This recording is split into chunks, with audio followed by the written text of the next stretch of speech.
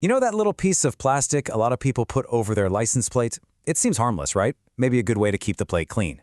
But what if I told you it might actually be making our roads more dangerous? Today, we are digging into the hidden world of license plate covers, all based on the eye-opening research of Marie-Soleil Seychat-Mandry. So here's the central question. Is that cover just a simple accessory, or is it an illegal obstruction? Now, at first glance, you might think, hey, if I can read the plate, what's the big deal? But as we're about to see, it's way more complicated than that. And to get to the bottom of this, we're turning to this book, Nothing on Your Plate.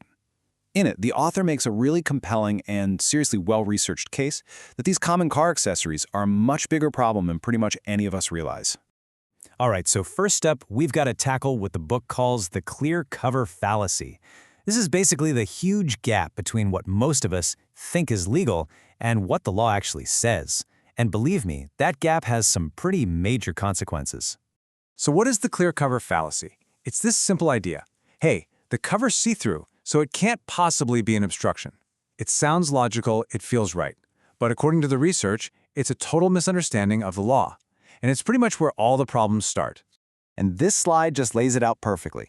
On the one hand, you have that common belief. But on the other, you have the actual legal standard you'd find in a place like New Brunswick's Motor Vehicle Act. Notice the wording here. The law doesn't say a single thing about transparency. It says plates have to be free from foreign materials. That phrase right there changes the whole game. So what counts as a foreign material? Well, the book argues the definition is super broad, and that's on purpose. We're not just talking about the obviously bad stuff like tinted or reflective covers. We're talking about any clear plastic cover, any frame that covers up any part of the plate, any of those anti-camera sprays, and yeah, even just a thick coating of snow or mud. The basic idea is, if it didn't come on the plate from the government, it's a foreign material. Okay, but the legal stuff? That's just part one. This is where things get really fascinating, because the book dives into this technological twist that makes the case even stronger. It turns out, what's perfectly clear to our eyes can be totally invisible to the machines that police depend on. This is what the book calls the infrared blind spot. And the tech at the center of all this is automated license plate recognition, or ALPR. You've probably seen them. There are these high-speed cameras on police cars or over highways, and they're just constantly scanning plates.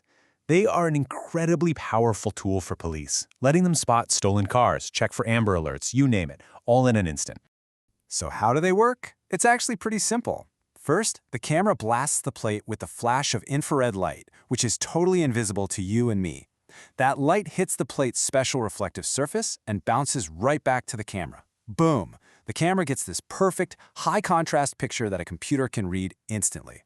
And here it is. Here's the kicker. The very same plastics that most of these clear plate covers are made of, acrylic, polycarbonate, are often completely opaque to that infrared light. So, to the ALPR camera, that clear cover might as well be a solid steel plate. The light goes out, but it just doesn't come back. This is the infrared blind spot in action. So look at this. To our eyes, the plate on the left looks fine, totally readable. But to the ALPR camera seen in infrared, that exact same plate looks like the image on the right, a complete, useless, glaring whiteout. The plate has been effectively made invisible to the very technology designed to read it. Okay, so a plate cover can be illegal, and it can blind police technology. But so what? What does this actually mean in the real world? This is where the book's argument gets really serious, because it shows how these little things can have a massive and sometimes dangerous impact on public safety. The author argues that an unreadable plate is basically a gift to criminals. It gives them anonymity, and that makes it so much easier for people to get away with really serious stuff. Hit and runs, trafficking, driving stolen cars. When a vehicle can't be identified, the odds of solving that crime just plummet. The book walks us through this terrifyingly realistic scenario. Imagine, a driver causes a hit and run and takes off. A nearby ALPR camera snaps a picture of the car. But that simple, cheap plastic cover makes the read fail. And just like that, the investigation's best and maybe only lead is gone. The trail goes cold, all because of a piece of plastic. So with all of this, the legal issues, the technology failure, the public safety risks, what's the solution?